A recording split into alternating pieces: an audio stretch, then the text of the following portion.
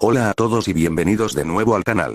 Antes que nada, quiero dar un agradecimiento masivo a todos los miembros por su apoyo constante, porque gracias a ustedes proyectos como este son posibles. Hoy estrenamos una historia espectacular, algo que rompe los moldes de lo que hemos venido haciendo. Una fusión de dos mundos increíbles, con un protagonista que no pidió nada de esto, pero que va a tener que jugar sus cartas a la perfección si quiere sobrevivir. Prepárense, pónganse cómodos, dejen su like y acompáñenme en este estreno. Esto es Operación Horas Extras, reencarnando como Kento Nanami. Reencarnado como Nanami en Spy Family JJK Capítulo 1. Un padre de familia. El calor era insoportable.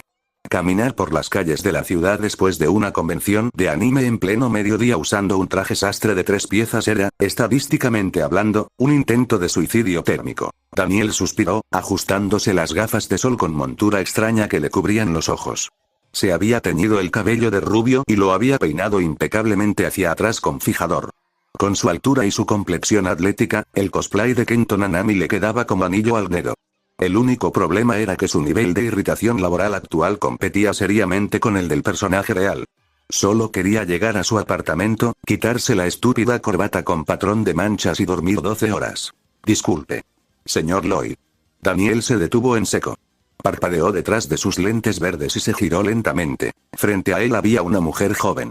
Llevaba un vestido negro con interior rojo, botas altas y una diadema dorada. A su lado, sostenida de su mano, había una niña pequeña con un vestido negro, cabello rosado y 2 pequeños adornos en forma de cuernitos en la cabeza. Yorianya Forger. Disculpe la molestia, dijo la mujer con una sonrisa apenada y dulce, que encajaba perfectamente con el personaje, aunque era evidente que no estaba muy metida en el mundo del anime. Mi hermanita y yo vinimos juntas, y ella quería una foto con el papá de su serie. Lo vimos desde lejos y, bueno, tiene el traje perfecto. ¿Podría tomarse una foto con nosotras, señor Lloyd? Daniel se quedó en silencio. Miró su cuchillo envuelto en tela de puntos, miró su corbata, y luego miró a la niña, que lo observaba con ojos enormes y brillantes, esperando que el gran espía Dwight aceptara. Claramente, no tenía ni idea de quién era Kento Nanami. Para ellas, un rubio en un traje elegante solo podía ser Lloyd Forger. El instinto otaku de Daniel quiso corregirlas y explicarles el abismo de diferencia entre el mundo de Spy X Family y la carnicería que era Jujutsu Kaisen. Pero, al ver la sonrisa ilusionada de la niña, el hastío ganó la batalla. Claro, suspiró Daniel, rindiéndose. Se frotó la nuca y se agachó un poco para quedar a la altura de la foto. Pero hagámoslo rápido. Estoy fuera de mi horario laboral. La foto se tomó. La mujer le agradeció efusivamente, la niña le dio un choque de puños, y los tres tomaron caminos separados. Daniel sonrió un poco para sus adentros. Había sido un momento genuinamente tierno. Lástima que sería el último de su vida. El incidente ocurrió a 3 cuadras de su casa. Un callejón que siempre tomaba como atajo. No fue un acto heroico, no salvó a nadie de ser atropellado por un camión, ni peleó contra una deidad. Fue un asalto, perpetrado por un ladrón novato que estaba más nervioso que él. Daniel intentó calmarlo, levantó las manos, aún sosteniendo su cuchillo de utilería, pero el asaltante tropezó con una botella rota en el suelo. Al caer hacia adelante, soltó un grito de pánico, estiró el brazo y el cuchillo de cocina oxidado que sostenía se hundió con una precisión matemáticamente absurda justo en el pecho de Daniel, deslizándose entre las costillas y perforando su corazón. Daniel cayó de rodillas. El asaltante salió corriendo, llorando y pidiendo perdón. El dolor era paralizante, pero el absurdo de la situación era aún mayor. De todas las formas de morir, pensó Daniel, sintiendo como la sangre empapaba su impecable camisa azul. Mueres apuñalado por un idiota que se tropezó con su propio pie, justo después de tomarte una foto con una familia falsa. Esto no es una tragedia. Es un mal chiste. Su visión se oscureció. El ruido de la calle se apagó. Su último pensamiento fue que odiaba el hecho de morir usando una corbata tan fea. Silencio. Luego, un zumbido eléctrico molesto. El sonido constante de las teclas de un ordenador siendo golpeadas en la distancia. Y un olor inconfundible. Café barato, tinta de impresora y aire acondicionado reciclado. Daniel abrió los ojos de golpe. Esperaba ver el asfalto sucio, el cielo gris o las puertas del infierno. En su lugar, vio una hoja de cálculo de Excel en una pantalla de computadora de los años 2000. Parpadeó, aturdido. Su respiración era pesada. Llevaba puesto un traje sastre, pero este no era de tela barata de convención. El corte, el peso, el material, era un traje a medida de altísima calidad. Llevaba una camisa azul. y una corbata con patrón de manchas. Se llevó las manos al pecho, esperando encontrar un agujero sangrante. No había nada. Su corazón latía con una fuerza abrumadora. Lentamente, se levantó de la silla ergonómica. Su cuerpo se sentía diferente. Sus hombros eran más anchos, sus manos estaban callosas, y sus músculos se tensaban con una potencia contenida que jamás había experimentado. Pero lo más aterrador no era su físico. Era lo que fluía dentro de él. Sentía como si le hubieran inyectado plomo fundido en las venas. Una energía densa, oscura, pesada y sofocante palpitaba en su interior, queriendo desbordarse. Era un instinto primario que le gritaba que podía destruir el escritorio de un solo puñetazo si así lo deseaba. Caminó a pasos ciegos hacia el ventanal de la oficina, ignorando a los otros asalariados que tecleaban como autómatas. Se asomó al cristal y vio su reflejo. Cabello rubio. Ojos afilados y cansados. Pómulos marcados. El rostro inconfundible de Kento Nanami. No. Daniel se agarró la cabeza. De repente, una avalancha de recuerdos que no le pertenecían perforó su cráneo. El entrenamiento en la escuela de hechicería. El sabor a bilis y desesperación. Y, por encima de todo, la imagen de un joven de cabello oscuro cortado a tazón, destrozado en una morgue. Aibara, la palabra resonó en su mente, trayendo consigo un nudo en la garganta y una tristeza tan profunda que casi lo hace vomitar. Eran las emociones de Kento Nanami, fusionándose con el terror de Daniel. Había reencarnado. Estaba en Japón. Y, juzgando por los recuerdos de la firma financiera en la que estaba trabajando, estaba justo en la época en que Nanami había huido del mundo de la hechicería. Estoy en Jujutsu Kaisen, pensó, sintiendo como la energía maldita a su alrededor se agitaba en respuesta a su pánico, volviéndose aún más pesada debido a la fusión de sus dos almas. En el cuerpo de un hombre que está destinado a ser desintegrado por un psicópata con costuras en la cara en la estación de Shibuya, el terror duró exactamente 3 minutos. Luego, la química cerebral de su nuevo cuerpo y el pragmatismo absoluto que lo caracterizaba tomaron el control. Nanami, no, Daniel suspiró. Se ajustó la corbata y miró su reloj. Eran las 4:50 p.m. Faltaban 10 minutos para terminar su turno. Bien. Conozco el guión, pensó, mientras su expresión de pánico se borraba, dejando paso a una máscara de hielo absoluto. Sus ojos se afilaron, calculando las probabilidades. Si vuelvo al colegio Jujutsu ahora, Kenjaku me tendrá en su radar. Si me quedo aquí, enloqueceré de aburrimiento antes de morir. Necesito poder, necesito recursos y necesito hacerlo desde las sombras donde esos idiotas de los altos mandos no me vean. El transmigrante cerró los ojos. La ironía del destino era ridícula. Había muerto por hacer de cosplay de Nanami para una Yori y una Anya falsas. Si el universo quiere jugar de forma estúpida, yo seré el que ponga las reglas. Volvió a su escritorio. No redactó su renuncia. En lugar de eso, abrió el buscador de la computadora y comenzó a teclear. Iba a buscar a una agencia de inteligencia específica que operaba en la ciudad, una que se rumoreaba, pagaba muy bien por trabajos de espionaje encubierto. Al diablo la trama original. Kento Nanami iba a jubilarse millonario, y si tenía que matar a todos los antagonistas de la serie sin que nadie se enterara para lograrlo, que así fuera. El bolígrafo de plástico barato giraba entre los dedos de su mano derecha a una velocidad vertiginosa, casi hipnótica. Hacía piruetas imposibles sobre sus nudillos, desafiando la gravedad y la fricción. No era un truco de magia, era la densa y pesada energía maldita que recubría las yemas de sus dedos, controlando el objeto con una precisión atómica. Daniel, ahora habitando cada célula de Kento Nanami, miraba fijamente la pantalla apagada de su computadora, pero su mente estaba a años luz de esa oficina lúgubre llena de asalariados grises. Estaba intentando asimilar el abismo absoluto que era su nueva vida. Y lo que vio al bucear en su propia cabeza fue, en una palabra, jodido. No solo era Kento Nanami, el ex hechicero de primer grado traumatizado por la pérdida de su mejor amigo. Había otra capa subyacente de recuerdos, mucho más antigua, fría y metódica. Un laberinto de identidades falsas, interrogatorios bajo tortura, dominación de lenguajes extranjeros, infiltraciones en bases militares y asesinatos silenciosos en callejones europeos. Había sido Duilit, el espía legendario. El fantasma de Ostania y Westalis. La línea temporal se acomodó en su mente con la fuerza de un dolor de cabeza migrañoso. Había sido reclutado primero como espía, entrenado hasta que su humanidad fue casi erradicada para convertirse en la herramienta de inteligencia perfecta. En algún punto de esas misiones suicidas, el trauma constante y las situaciones de vida o muerte habían despertado su ritual maldito y su capacidad para ver maldiciones. Eso atrajo a los altos mandos del Jujutsu, quienes lo asimilaron en su mundo bajo la promesa de enfrentar amenazas reales.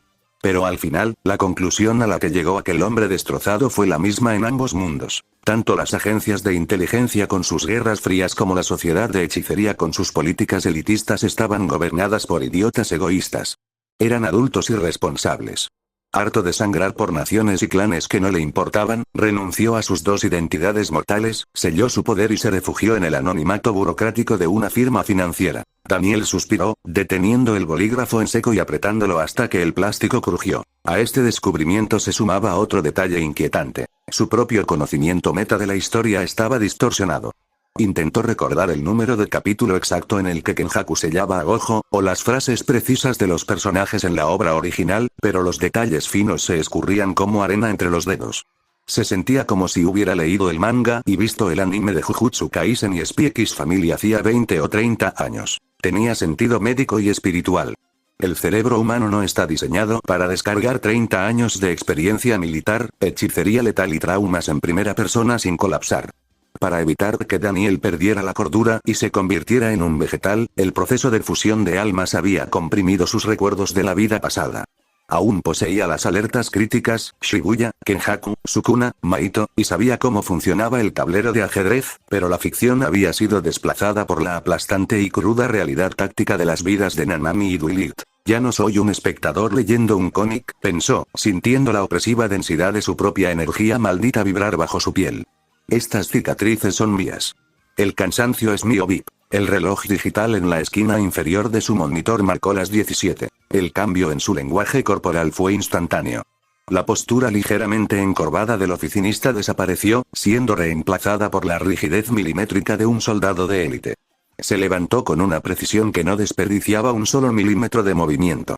Apagó el computador central, tomó su chaqueta, deslizó su cuchillo envuelto en tela, su herramienta maldita, en el bolsillo interior de su traje, y caminó hacia la salida. Se acabó mi turno, murmuró al aire, ignorando las miradas estresadas de sus compañeros de trabajo que se preparaban para otra noche de horas extras. Salió del edificio hacia las calles iluminadas por luces de neón, perdiéndose entre la multitud como un fantasma, completamente ignorante de la tormenta digital que acababa de desatar. A varios kilómetros de allí, muy por debajo de las bulliciosas calles de la ciudad y oculta tras los falsos cimientos de una embajada, se encontraba la central operativa de la agencia de inteligencia clandestina, WISE. Era un nido de servidores zumbantes, pantallas holográficas y analistas trabajando en absoluto silencio. En uno de los terminales más aislados, una luz roja parpadeó. Un sonido agudo, casi imperceptible, cortó el ambiente. Fiona Frost, agente de nombre en clave Nickfall, detuvo sus dedos sobre el teclado. Su rostro, pálido y perpetuamente esculpido en una expresión de apatía glacial, no mostró el más mínimo rastro de emoción. Sus ojos grises, vacíos y fríos como el hielo siberiano, se fijaron en la pantalla. El sistema de seguridad OND, un algoritmo de rastreo inactivo diseñado para monitorear anomalías en la red de empresas financieras, acababa de ser activado. Alguien, desde una terminal corporativa irrelevante, había introducido una cadena de búsqueda específica. No eran palabras comunes. Eran fragmentos de un viejo protocolo de extracción, una sintaxis que solo los agentes de rango S conocían. Una firma digital inconfundible. Esa redacción, la cadencia de la búsqueda, la encriptación instintiva al usar los proxies, el corazón de Fiona se detuvo por una fracción de segundo. Luego, comenzó a latir con la violencia de un tambor de guerra. Bajo su fachada inexpresiva, un huracán de devoción absoluta y fanatismo febril estaba destrozando su cordura. Las alarmas de su propio pulso interno aullaban. Sus manos, entrenadas para matar sin temblar, sintieron un microespasmo de pura y desenfrenada euforia. Es él. Es él. Sabía que la leyenda no podía terminar pudriéndose en un escritorio. El mejor espía del mundo, el hombre perfecto, ha vuelto. El agente Duilit ha salido de las sombras. Gritaba su mente, mientras imaginaba 100 escenarios diferentes de cómo él volvería a la agencia y la elegiría a ella como su compañera definitiva, descartando cualquier obstáculo en su camino. Hacia el exterior, Fiona parpadeó lentamente. Levantó un teléfono rojo conectado a una línea encriptada directa con el director de la agencia. Señor, dijo Fiona, con una voz tan monótona y gélida que podría haber congelado el aire a su alrededor. El fantasma acaba de hacer contacto en la red. Willy se está moviendo de nuevo. Solicito autorización inmediata para interceptarlo y asegurar el activo. En la panadería. La campanilla de la puerta tintineó suavemente, anunciando su salida. El aire fresco de la tarde golpeó el rostro de Daniel, pero el aroma a pan recién horneado que emanaba de la bolsa de papel en sus manos lograba apaciguar un poco su dolor de cabeza crónico. Muchas gracias por su compra, vuelva pronto. Se despidió la panadera, una chica amable con una sonrisa genuina. Daniel le dio un asentimiento cortés, acomodándose las gafas. Al menos el pan de este mundo sigue siendo decente, pensó. Mientras caminaba por la acera, alejándose de la zona comercial, su mente volvió a enfocarse en su estado físico. Era imposible ignorarlo. Con cada paso que daba, sentía el peso aplastante de su propia energía maldita circulando por sus venas. No era la cantidad moderada pero eficiente que el Kento Nanami original solía tener. Esto era una marea espesa, oscura y sofocante. Es absurdo, reflexionó, apretando ligeramente el puño libre. Tengo reservas que rivalizan con casi 2 dedos del rey de las maldiciones. La densidad de mi aura es tan pesada que si la libero de golpe, probablemente agrietaría el asfalto bajo mis pies. Sonrió con un dejo de ironía. En su vida pasada había leído suficientes fanfics y novelas ligeras como para conocer el cliché de memoria. El protagonista reencarna, 2 almas colisionan en un solo recipiente y, ¡boom! Tienes a un monstruo de energía. Le parecía un recurso argumental perezoso cuando lo leía en su habitación, pero ahora, sintiéndolo en carne propia, no se iba a quejar. Era pura lógica matemática y espiritual. El contenedor se había expandido para no explotar. Lo voy a necesitar si quiero sobrevivir a Shibuya. Si quiero sobrevivir a todo. Daniel dio un mordisco a un trozo de pan, masticando lentamente mientras trazaba el mapa de su futuro inmediato. La revelación de que los recuerdos de Duilig encajaban a la perfección con el estoicismo y las habilidades de Nanami era una ventaja táctica inmensa. Era el agente perfecto. Un hechicero letal que sabía moverse como un fantasma en el mundo humano. Había dejado el anzuelo en la red de la oficina. Esa pequeña cadena de búsqueda encriptada era un grito en el vacío digital dirigido a la única agencia clandestina con los recursos que él necesitaba. Seguramente el departamento de criptografía tardará unos 3 o 4 días en aislar la señal, y luego enviarán a un contacto de bajo nivel para confirmar mi ídem. El pensamiento se cortó de tajo. El chillido ensordecedor de unos neumáticos quemando asfalto interrumpió la tranquila tarde. Un sedán negro, con los vidrios completamente polarizados y el chasis reforzado, derrapó en la intersección a una velocidad suicida. El vehículo ignoró todas las leyes de tránsito, subió media llanta a la acera y frenó en seco a escasos 2 metros de donde Daniel estaba parado. Fue rápido. Espera, ¿y ese carro? Daniel no retrocedió ni un milímetro. Su expresión se mantuvo tan gélida y aburrida como siempre, pero bajo su piel, la monstruosa energía maldita se condensó instintivamente, lista para invocar su técnica de proporción 7-3 y partir el vehículo a la mitad si era una emboscada de usuarios de maldiciones. Las puertas del sedán se abrieron de golpe. De la puerta del conductor bajó una mujer. Llevaba un abrigo gris impecable, cabello corto platinado y una expresión tan carente de emoción que haría que un cadáver pareciera expresivo. Sus ojos fríos escanearon el entorno en una fracción de segundo antes de clavarse directamente en él. Fiona Frost. Nombre en clave. Nightfall. Daniel parpadeó detrás de sus gafas. Su mente, procesando la información a una velocidad vertiginosa, conectó los puntos. No habían tardado 3 días. Habían tardado apenas 30 minutos. Agente Duilig, dijo Fiona. Su voz era plana, robótica, casi muerta. Pero Daniel, con sus sentidos de hechicero agudizados hasta el extremo, podía escuchar el latido de su corazón. Sonaba como el motor de un avión a punto de despegar por la adrenalina pura. Fiona se cuadró, haciendo un saludo militar imperceptible para los transeúntes, pero perfectamente claro para él. La central recibió su transmisión. He venido a extraerlo inmediatamente. Daniel miró su bolsa de pan a medio comer, luego miró el auto negro blindado, y finalmente soltó un largo, profundo y pesado suspiro que parecía contener toda la frustración del mundo corporativo. De verdad, detesto a la gente que trabaja con tanta eficiencia. Me arruinan el horario del descanso. El interior del sedán blindado era un ecosistema de contrastes absurdos. Por un lado, olía a cuero sintético, desinfectante químico y al inconfundible ozono de los equipos de interferencia electrónica ocultos en el chasis. Por el otro, el cálido y reconfortante aroma a pan horneado llenaba la cabina, cortesía de la bolsa de papel que descansaba sobre el regazo de la gente más letal del mundo. Fiona Frost conducía con una rigidez casi robótica. Sus manos enguantadas apretaban el volante con la fuerza suficiente para doblar el acero, mientras sus ojos grises no se apartaban de la carretera. Por fuera, era una estatua de hielo. Por dentro, su mente era un altar en llamas dedicado exclusivamente al hombre sentado en el asiento del copiloto. El legendario Duilig había vuelto. Su sola presencia, envuelta en esa aura pesada y monstruosa que ella no lograba comprender del todo pero que encontraba fascinante, era suficiente para justificar cualquier riesgo. Daniel, habitando la piel de Kento Nanami, sacó un trozo de pan de melón, lo miró durante 2 largos segundos y le dio un mordisco calculado. Masticó en silencio. Tragó. Se ajustó las gafas de sol con montura extraña y, sin girar la cabeza, habló con el tono monocorde de un oficinista en una reunión de lunes por la mañana. Tengo 4 preguntas operativas, comenzó, su voz profunda cortando el tenso silencio del vehículo. Primera, actualmente, ¿cuál es el estado geopolítico entre nuestra organización y los altos mandos de la sociedad Jujutsu? Segunda, considerando los protocolos de extracción y el tráfico de la ciudad, ¿cómo es que llegaron tan rápido por mí?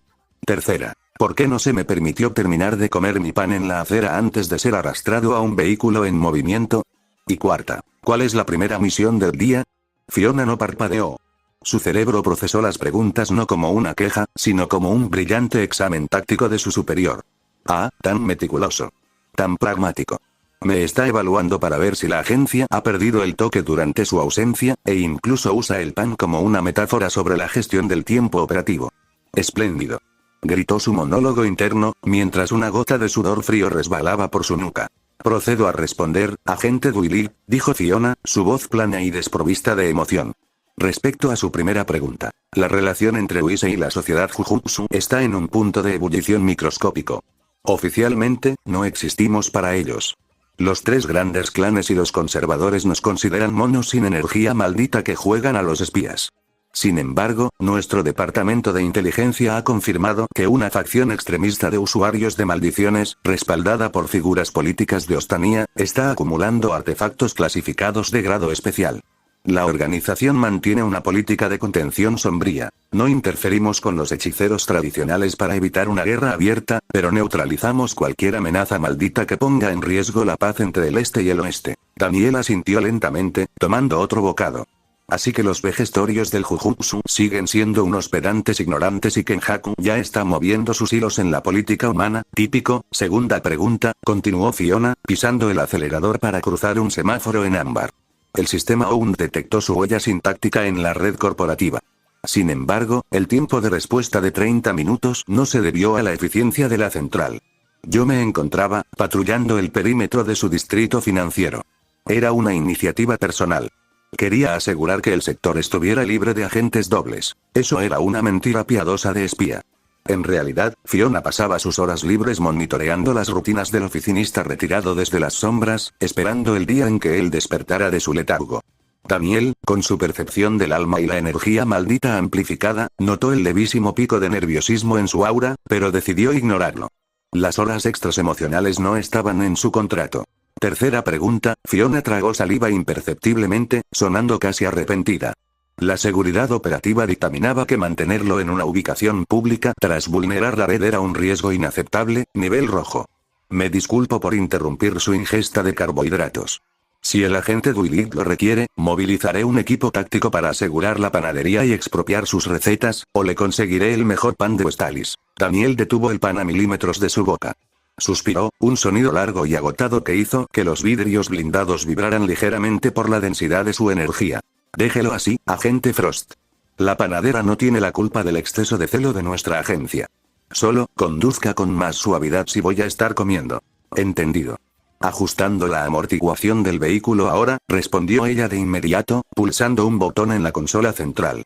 En cuanto a su cuarta y última pregunta. El sedán giró bruscamente hacia un túnel subterráneo que daba acceso a una de las bases ocultas de Uise.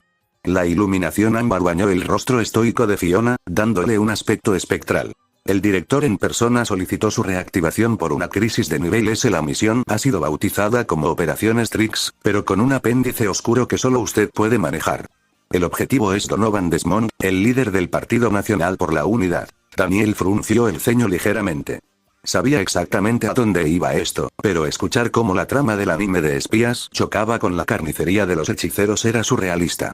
Desmond es paranoico, hermético y un recluta activo de usuarios de maldiciones extremistas, explicó Fiona. Sospechamos que está financiando la creación de una maldición de grado especial a nivel nacional para detonar la guerra, un proyecto llamado el Incidente de Shibuya. La única forma de acercarse a él es a través de las reuniones sociales de la institución donde estudia su hijo. El colegio Eden. Fiona frenó el coche en un puesto de control subterráneo y apagó el motor. Se giró para mirar a Daniel, con sus ojos grises fijos en la imponente figura del rubio. El colegio Eden no es solo una escuela preparatoria para la élite humana, Willard. Es una fachada masiva. Sus instalaciones subterráneas y sus becarios imperiales son secretamente un campo de entrenamiento y un feudo para los hijos de los clanes Jujutsu y la élite política involucrada en la hechicería. Es un nido de víboras malditas intocable para Uise. Para cumplir esta misión y evitar una guerra a escala continental. Fiona deslizó una carpeta negra sobre la guantera, deteniéndose justo frente a la bolsa de pan de Daniel. Usted debe formar una familia falsa en menos de 72 horas. Necesita conseguir un niño capaz de sobrevivir a las pruebas de admisión del colegio Eden, y una esposa que pase las estrictas entrevistas de la élite de Ostania y la nobleza del Jujutsu. El director le dará los detalles completos adentro. Bienvenido de vuelta, Willard. Daniel Kenton Nanami miró la carpeta. Luego miró su pan. Su mente, la amalgama del oficinista hastiado y el joven transmigrante, procesó que en menos de 3 días tendría que adoptar a una telépata mutante y casarse por conveniencia con una mujer que podía decapitar hombres con las manos desnudas, solo para evitar que Satoru Gojo fuera sellado en una caja mágica y el mundo se fuera al infierno. Metió el último trozo de pan de melón en su boca, masticando con una resignación profunda y absoluta. Definitivamente, murmuró, sacudiéndose las migas del traje sastre, voy a pedir un aumento. El cuartel general clandestino de Uise era un hormiguero de actividad frenética, pero en el momento en que las pesadas puertas de acero de la sala de mando se abrieron, un silencio reverencial cayó sobre el lugar. Los analistas dejaron de teclear. Los agentes de campo se cuadraron de inmediato. Decenas de ojos miraban con una mezcla de asombro y respeto absoluto al hombre rubio de traje impecable que acababa de entrar. Para la sociedad Jujutsu, él era Kenton Nanami, un oficinista que había vuelto a regañadientes a la hechicería. Pero para ellos, era una leyenda viviente. Era el hombre que nunca fallaba. Daniel, sintiendo el peso de todas esas miradas clavadas en él, soltó un suspiro tan largo y profundo que pareció drenar la poca alegría que le quedaba a la habitación. Odio este ambiente de trabajo.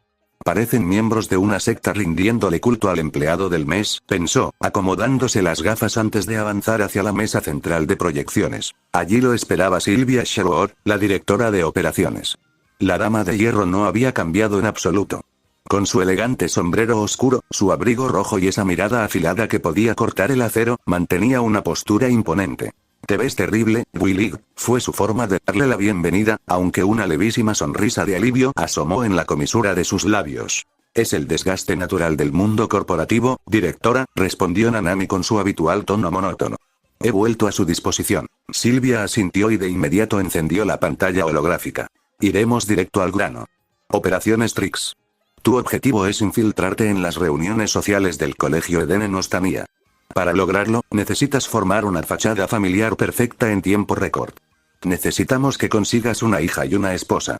Y no pueden levantar la más mínima sospecha. Fiona Frost, que estaba de pie a un par de metros en posición de descanso militar, sintió que su corazón daba un vuelco tan violento que casi le rompe las costillas. Su rostro seguía siendo un témpano de hielo inexpresivo, pero su mente ya estaba eligiendo el color de las cortinas del departamento que compartiría con Willard, los anillos de boda y la táctica para ser la esposa más letal y perfecta del planeta. Dio un paso al frente, con la voz tan plana como siempre. Directora, me ofrezco como voluntaria para el rol de Expo. Denegado, la cortó Nanami en seco, sin siquiera mirarla. Asignar a un agente de rango S como Nick falla una operación de cobertura prolongada es un desperdicio injustificable de recursos tácticos. Buscaré a un civil sin conexiones. Una mujer normal. Fiona se quedó congelada a mitad de la frase. Por fuera, asintió militarmente y retrocedió su paso. Por dentro, su alma se estaba desintegrando en un abismo de desesperación trágica. ¡No! Mis habilidades domésticas son impecables. Puedo asesinar y cocinar en el mismo movimiento. Gritaba Fiona en su mente. Nanami, gracias a su abrumadora energía maldita, pudo sentir el pico de intensidad espiritual a su lado. Ni loco me caso con ella, pensó Daniel sudando frío por dentro. Esa mujer me da terror. Es demasiado eficiente. Si vive conmigo, me obligará a repasar informes clasificados los domingos por la mañana. Mi descanso sagrado no se negocia. Sylvia interrumpió la crisis silenciosa de Fiona, aclarando un punto vital de la misión. Hay un detalle más respecto a la niña que debes adoptar, Willard. El colegio Eden no es lo que parece. Sus pruebas están diseñadas para forzar el despertar latente de los estudiantes. La pantalla mostró gráficos de fluctuaciones de energía a nivel mundial. A diferencia de lo que los ancianos conservadores de Kioto y Tokio creen, la energía maldita no es una exclusividad del archipiélago japonés. Si bien es cierto que la mayor concentración de hechiceros está en Japón y en algunas regiones específicas de África, el potencial latente humano ha estado evolucionando drásticamente durante las últimas décadas debido a las guerras y el miedo masivo. Hay niños en Ostania y Westalis despertando habilidades anómalas. Necesitamos que la niña que elijas tenga el potencial para sobrevivir a ese entorno, o Eden la masticará viva. Nanami asintió. Entendía la lógica. En este universo fusionado, la miseria de la Guerra Fría entre Ostania y Westalis era un caldo de cultivo perfecto para la energía negativa. Lo entiendo. Me infiltraré en un orfanato de bajo perfil y buscaré a alguien adecuado, dijo Nanami, cruzándose de brazos. Pero hay algo que debemos dejar en claro desde ahora. Formar una familia, asistir a eventos escolares y vigilar a Desmond implica que esta operación es 24 horas al día, 7 días a la semana. Silvia alzó una ceja. ¿A dónde quieres llegar, Willy? ¿A que no hago caridad institucional?, respondió Nanami, con la frialdad de un auditor fiscal. Si mi horario laboral va a ser ininterrumpido y mi vida personal será una extensión de la misión, exijo un aumento de sueldo del 300%, un fondo de viáticos sin límite de auditoría y compensación por riesgo de grado especial. Trabajar horas extras sin la remuneración adecuada es el mayor pecado de la humanidad moderna. Varios agentes en la sala contuvieron la respiración. Nadie le hablaba así a la dama de hierro. Sin embargo, Silvia simplemente suspiró y se frotó las sienes. Hecho. Tendrás tu aumento y tu presupuesto ilimitado, concedió Silvia. Pero a cambio de pagar tus exorbitantes demandas, la agencia tiene condiciones. Y no son negociables. La pantalla cambió, mostrando los rostros de 3 de las mayores pesadillas andantes del mundo del Jujutsu. Satoru Gojo, Yuta Okotsu y Yuki Tsukumo. Si vamos a destinar nuestros mayores recursos en ti para Ostania, tú te encargarás de mantener a estos monstruos bajo control. La organización no tiene los medios para lidiar con el nivel de destrucción de Satoru Gojo ni con las ideologías erráticas de Yuki. Tú eres el único agente al que respetan, o al menos, al único que escuchan sin querer volatilizar la habitación. Serás nuestro enlace directo y su correa en caso de que decidan intervenir en Occidente. ¿Entendido? Nanami miró la foto de Gojo sonriendo con sus lentes oscuros. Su estómago se revolvió y una migraña amenazó con formarse en su frente. El universo realmente me odia. Pedí un aumento, no convertirme en el niñero del dios de este mundo. Aceptable, mintió Nanami, manteniendo su rostro de piedra. Acto seguido, Nanami metió la mano en el bolsillo interior de su saco y sacó una pesada unidad de almacenamiento encriptada. La dejó caer sobre la mesa de proyecciones con un sonido seco. Y para justificar mi aumento por adelantado, aquí tienen mi informe de los últimos años infiltrado en el sector financiero y mis investigaciones independientes sobre el submundo del Jujutsu. Nanami se ajustó las gafas. Les sugiero que clasifiquen esto como nivel de amenaza-extinción. Silvia frunció el ceño, conectando el dispositivo. Miles de archivos, diagramas de flujo y perfiles comenzaron a desplegarse, ordenados con una meticulosidad aterradora. A lo largo de los siglos, una entidad parasitaria conocida temporalmente como Kenjaku ha estado orquestando un plan a escala continental, explicó Nanami, revelando el metaconocimiento de su vida pasada disfrazado de pura investigación deductiva. Su objetivo final es el maestro Tengen, el pilar de las barreras de Japón. El silencio en la sala se volvió absoluto. Incluso Fiona Frost dejó de pensar en vestidos de novia. Tengen ya no es del todo humano, su evolución lo está acercando a ser una maldición. La sospecha más sólida que he formulado es que Kenjaku planea manipular a la sociedad Jujutsu para forzar una anomalía, fusionar a Tengen con la humanidad entera. El resultado sería la creación de una entidad maldita que destruiría las fronteras de nuestro mundo. Silvia palideció. ¿Cómo detenemos esto? Hay 2 opciones operativas, dictaminó Nanami con frialdad. O manipulamos políticamente a los altos mandos para obligar a Tengen a fusionarse con un nuevo recipiente de plasma estelar sin importar las bajas colaterales, o empezamos a buscar desde ya un sistema de barreras artificial de reemplazo que inutilice a Tengen antes de que Kenjaku lo alcance. Encontrarán los nombres de sus posibles espías infiltrados en la página 7. La directora Charlotte miró el rostro imperturbable de su mejor agente, dándose cuenta de que Dwight no solo había vuelto, sino que acababa de entregarles la llave para evitar el apocalipsis. Empiezas mañana, Dwight. Ve a buscar a tu hija. En un orfanato. El nombre de Kento Nanami siempre había sido una conveniencia, una identidad construida sobre las cenizas de su verdadero origen, el cual estaba sepultado bajo 1000 capas de tinta negra en los archivos clasificados de Ostania. Para el mundo del Jujutsu, era Kento Nanami. Para la agencia Wise, era Duilit. Y ahora, según el pasaporte falso y los documentos de adopción que llevaba en su maletín de cuero, era el Dr. Nanami Forger, un respetable psiquiatra viudo. Nanami detuvo su paso frente al orfanato. El lugar era un edificio deprimente, con la pintura descascarada y un olor persistente a humedad y sopa barata. Con sus sentidos de hechicero agudizados, Daniel podía ver pequeñas maldiciones de cuarto grado con forma de moscas revoloteando en las esquinas, alimentándose de la tristeza y el abandono infantil. Sin cambiar su expresión estoica, Nanami aplastó una de esas maldiciones contra el marco de la puerta usando solo la presión residual de su energía maldita al pasar. No iba a permitir que la mugre espiritual ensuciara su traje. Entró a la oficina del encargado, un hombre desaliñado que apestaba a alcohol barato y apatía. Busco adoptar a una niña, dijo Nanami, yendo directamente al grano, con un tono tan frío y cortante que el encargado se enderezó de inmediato en su silla, intimidado. Necesito a alguien que sepa leer y escribir, preferiblemente inteligente. Claro. Pase por aquí, Doc, balbuceó el hombre, guiándolo hacia un patio interior sucio. Daniel escaneó el lugar con la mirada. Había niños corriendo, gritando y peleando. Y entonces, la vio. Sentada en una esquina aislada, dibujando garabatos en un trozo de papel arrugado, había una niña pequeña. Llevaba un vestido negro gastado, tenía el cabello rosado y dos peculiares adornos en forma de cono en la cabeza. Era ella. El sujeto de pruebas 007. Anya. Nanami se acercó a paso lento, ajustándose la corbata. Bien, pensó Daniel. Ahí está mi radar telepático. Solo necesito confirmar que tiene la capacidad de leer mentes para pasar los exámenes de Eden copiando mis respuestas, adoptarla, y salir de este antro antes de que me dé una infección respiratoria. Anya levantó la vista de su dibujo. Vio al hombre rubio, alto, impecablemente vestido, que la observaba desde arriba con la mirada oculta tras unas gafas extrañas. Anya parpadeó. Un señor elegante. ¿Quiere ser mi papá? Con la curiosidad inocente de una niña y la esperanza de ser adoptada por alguien genial, Anya activó su telepatía y se asomó a la mente de Nanami Forger, esperando encontrar pensamientos sobre dulces, juguetes o tal vez misiones secretas llenas de explosiones como las de Bondman. Lo que recibió fue el equivalente mental a ser aplastada por un yunque de plomo. La mente de Daniel era un océano oscuro, denso y terriblemente pesado, impulsado por sus absurdas reservas de energía maldita. Pero lo peor no era la presión, era el contenido.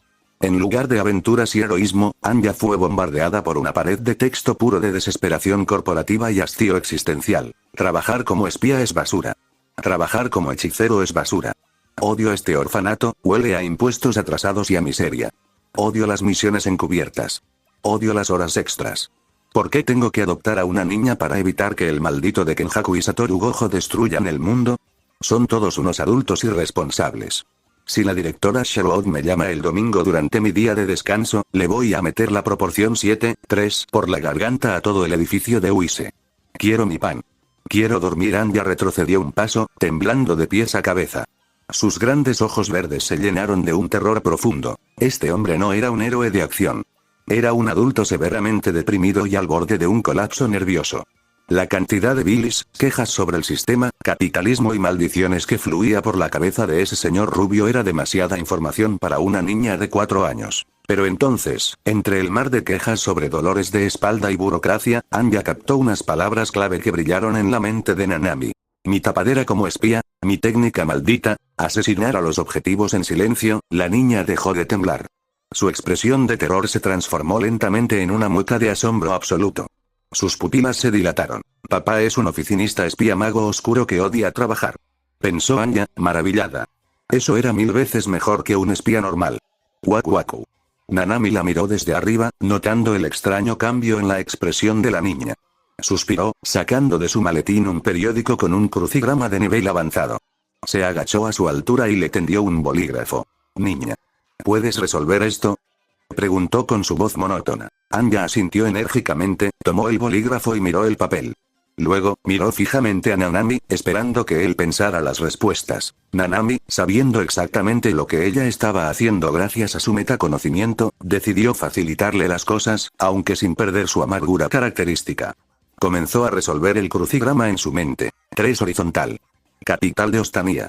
Berlín. ¿Qué ciudad tan mal diseñada? 4 vertical. Filósofo clásico. Sócrates. Un idiota que hacía demasiadas preguntas, igual que los altos mandos del Jujutsu. 7 horizontal. Ecuación diferencial. Anya escribía a toda velocidad, copiando exactamente lo que él pensaba, ignorando los insultos adicionales que Nanami le agregaba a cada respuesta por pura irritación. En menos de un minuto, le devolvió el periódico completamente resuelto. Nanami tomó el periódico y lo miró. Perfecto. Ni un solo error. Es aterradoramente útil, pensó Daniel, sintiendo un miligramo de alivio.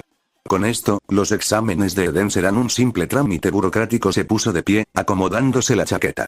Miró al encargado del orfanato, que los observaba con la boca abierta. Me la llevo, dictaminó Nanami Forger.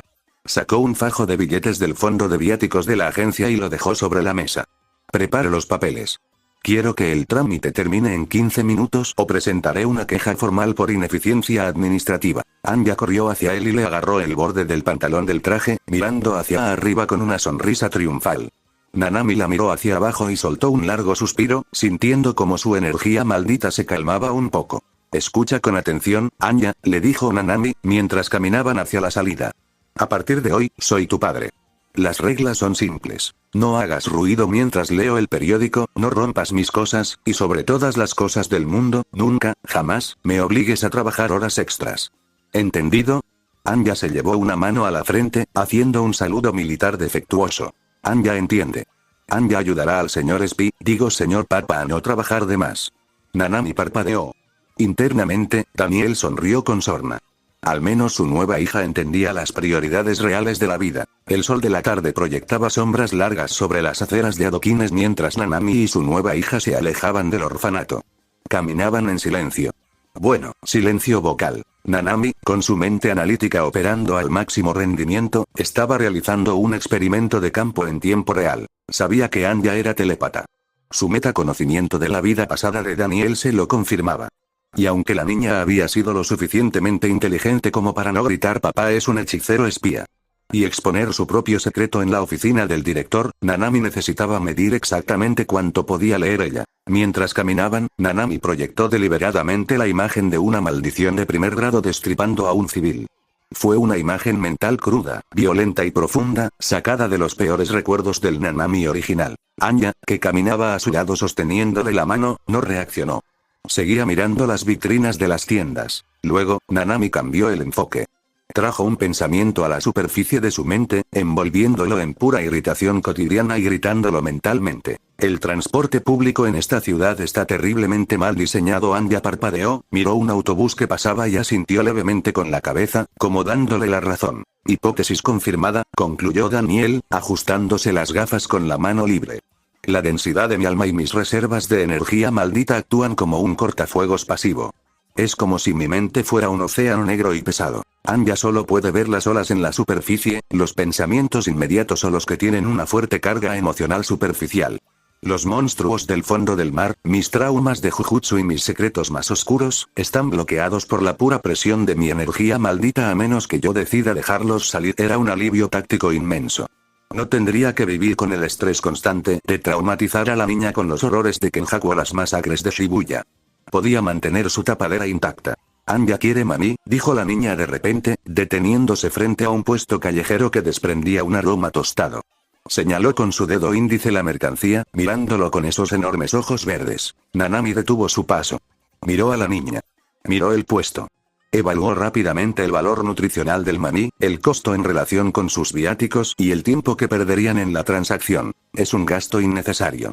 Deberíamos ir directamente a asegurar la logística de vivienda. Las golosinas entorpecen la disciplina, pensó Nanami. Anya bajó la cabeza, soltando un pequeño e imperceptible sonido de decepción. Nanami suspiró. Un suspiro largo, profundo, de esos que nacen desde el fondo del alma de un asalariado derrotado. Deme 2 bolsas. Las más grandes, le dijo Nanami al vendedor, sacando su billetera. Anya sonrió de oreja a oreja. Papá finge ser malo, pero es muy blando, pensó la niña felizmente, abrazando su bolsa de maní mientras reanudaban la marcha. Mientras Anya masticaba ruidosamente, Nanami repasaba la lista de tareas. La agencia Uise le proporcionaría un apartamento impecable, muebles y una coartada sólida como el acero. Pero Nanami sabía que se iba a enfrentarse a los escrutinios del Colegio Eden, y peor aún, a las posibles miradas de los hechiceros de Ostania o de los altos mandos que pudieran estar infiltrados. La logística oficial no sería suficiente. Necesitaba información del inframundo, documentos que no estuvieran en la base de datos de la agencia y, sobre todo, alguien que le consiguiera herramientas sin hacer preguntas. Necesitaba a su informante. Nanami se desvió hacia una cabina telefónica roja. Entró, cerró la puerta a medias para vigilar a Anya que comía maní en la acera, e introdujo un par de monedas. Marcó un número larguísimo, deteniéndose en intervalos irregulares para saltar los sistemas de rastreo. El teléfono sonó 3 veces antes de que alguien descolgara. Se escuchaba el ruido de jazz de fondo y el tintineo de vasos. Un estanco de tabaco que servía como fachada. Agencia de cobros, ¿en qué puedo ayudarle? Respondió una voz masculina, rasposa y enérgica. Necesito que me consigas los registros de propiedad civil del Distrito 2, Frankie. Y una lista de perfiles de mujeres solteras en edad de casarse que no tengan antecedentes penales, pero que tampoco hagan demasiadas preguntas. Hubo un silencio sepulcral al otro lado de la línea. El jazz pareció detenerse. Willy, susurró Frankie Franklin, su informante de mayor confianza, con la voz temblando entre el terror y la absoluta incredulidad. Hijo de... el fantasma de Ostania. Todos decían que estabas muerto o que te habías vuelto un monje en las montañas. Estaba trabajando en una oficina de finanzas, respondió Nanami, con su habitual tono inexpresivo. Era infinitamente peor que estar muerto. Frankie, no tengo tiempo para sentimentalismos. Estoy en una operación de nivel S. Necesito un apartamento seguro que no esté en los radares de Wise y necesito esa lista de perfiles para mañana a primera hora. Viejo, despacio. Frankie reía nervioso, la emoción evidente en su voz. ¿Has vuelto? Claro que sí, lo que necesites. ¿Pero para qué diablos quieres perfiles de mujeres solteras? El gran agente Duilith finalmente decidió sentar cabeza. Es por obligación contractual. Debo casarme en menos de una semana porque o si no el mundo tal y como lo conocemos probablemente será destruido por extremistas políticos y monstruos metafísicos. Frankie se quedó callado un segundo. Siempre fuiste un exagerado con los reportes de misión, amigo. Te veo en la casa de seguridad del Distrito Sur en una hora. Yo llevo los expedientes. Nanami colgó el teléfono. Salió de la cabina y miró a Anya, que se había manchado la mejilla con sal y migajas de maní. Nanami sacó un pañuelo de tela impecablemente blanco del bolsillo de su traje, se agachó y le limpió la cara con precisión clínica, pero con una suavidad que traicionaba su fachada de hielo. Vamos, dijo, poniéndose de pie de nuevo. Tenemos que ir a ver a un hombre que hace demasiadas preguntas. Anya asintió, dándole la mano otra vez. El amigo de papá es un ruidoso, leyó en la superficie de la mente de Nanami. La misión estaba en marcha. En algún lugar. La casa de seguridad del Distrito Sur estaba oculta detrás de la fachada de una polvorienta relojería. Al entrar, el tintineo de una campana opaca anunció su llegada. El aire olía a engranajes oxidados, tabaco y papel viejo. Detrás del mostrador, ajustando la lente de aumento sobre su ojo, estaba Frankie Franklin. Su característico cabello alborotado y sus gafas cuadradas seguían igual que en los recuerdos difusos de Daniel, pero cuando el informante levantó la vista y vio entrar al hombre alto de traje claro, casi se atraganta con su propia saliva. Por las barbas del rey. Exclamó Frankie, saltando por encima del mostrador. Mírate nada más. Estás, rubio. Llevas unas gafas muy raras. Y pareces 10 años más cansado de la vida, Louis. La aplastante y densa energía maldita de Nanami fluctuó apenas una fracción de segundo, proyectando una advertencia silenciosa pero gélida. Frankie, con sus instintos de supervivencia de informante, cerró la boca de golpe. Dr. Nanami Forger. Psiquiatra, lo interrumpió Nanami, con un tono inexpresivo y cortante. Mantén los nombres corporativos actualizados, Frankie. Frankie parpadeó, tragando saliva. Miró hacia abajo, notando por primera vez a la niña de cabello rosado que masticaba maní ruidosamente. Claro. Nanami. Un placer verte, Doc, dijo Frankie, volviéndose profesional al instante, aunque su curiosidad lo mataba. Supongo que este paquete es una adquisición a largo plazo para tu nueva franquicia. Afirmativo, respondió Nanami, cruzándose de brazos. Necesito que le consigas una membresía dorada en el club de lectura de la manzana. Los requisitos son estrictos, así que ocuparé documentación retroactiva que certifique su linaje. Anya masticó un maní y ladeó la cabeza. ¿Club de lectura de la manzana? Pensó la niña, confundida.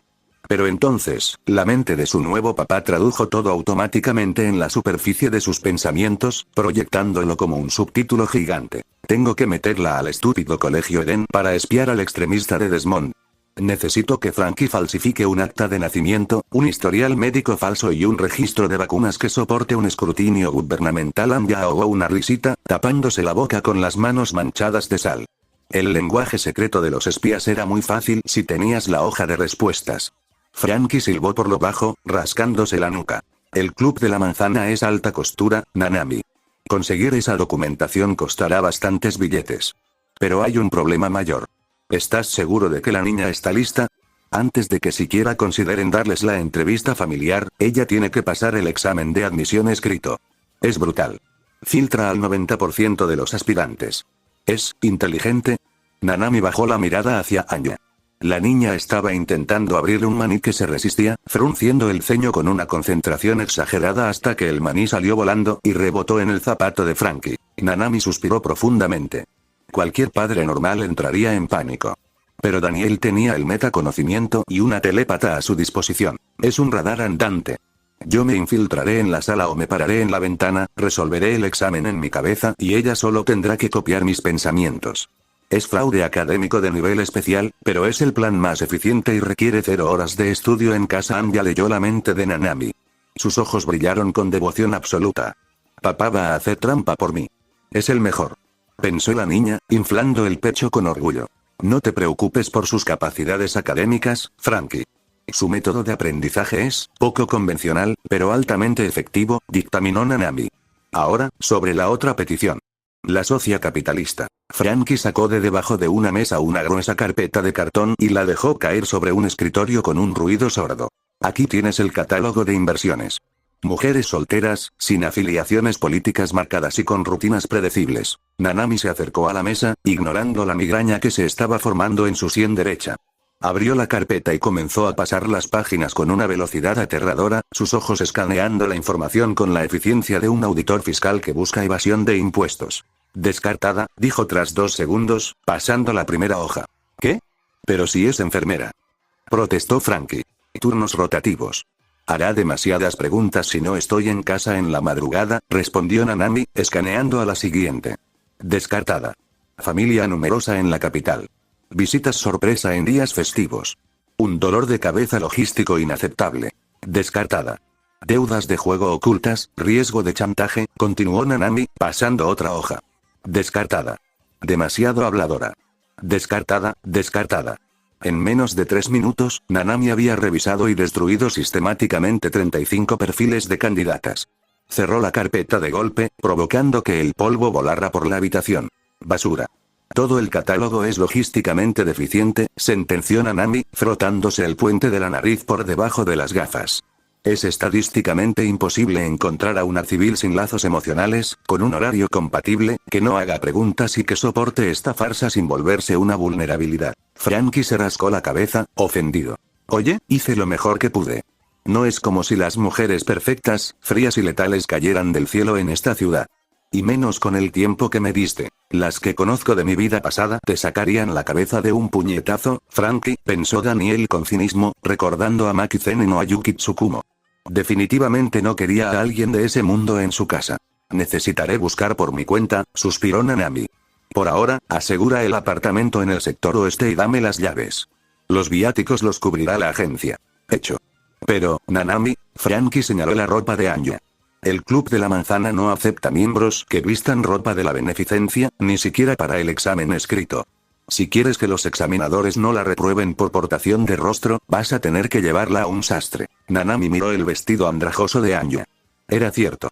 La presentación visual era el 50% del éxito en una infiltración en la alta sociedad. Tendré que ir a la sastrería. Una pérdida de tiempo y recursos de 2 horas que tendré que descontar de mi descanso dominical, pensó Nanami, resignado. Anya, leyendo esto último, levantó la mano como si estuviera en clase. Anya se portará bien y no molestará en la tienda de ropa. Para que papá Nanami no trabaje horas extras. Frankie parpadeó, confundido por la repentina declaración de la niña sobre horarios laborales. Nanami, en cambio, simplemente asintió, apreciando el pragmatismo de su pequeña herramienta de radar. Bien. Vamos a comprar ropa, dijo Nanami, tomando las llaves del piso franco. La operación Strix acababa de comenzar, y el reloj no se detenía. Fin de capítulo 1. Bien, con esto finalizamos el capítulo de hoy, espero les haya gustado. Justamente este video lo estaba haciendo cuando alcanzamos los 1000 subs y me hace bastante feliz tener tanto apoyo por parte de esta gran familia que se está forjando a lo largo de este canal. Fue un placer y un deleite subir esta nueva serie para el canal. De antemano agradezco a cada persona que deja su like y comparte este contenido y a los miembros de